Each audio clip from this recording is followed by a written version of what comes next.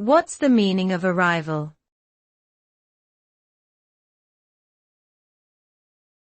Arrival.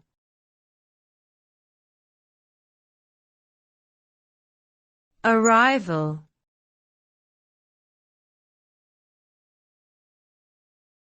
Arrival.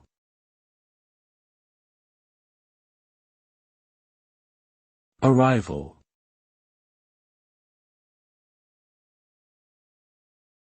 Arrival refers to the act of reaching a destination or the time at which one reaches a destination.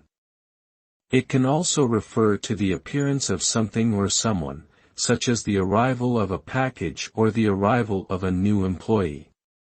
The result of an arrival is the initiation of a new phase or event, such as the start of a vacation or the beginning of a meeting.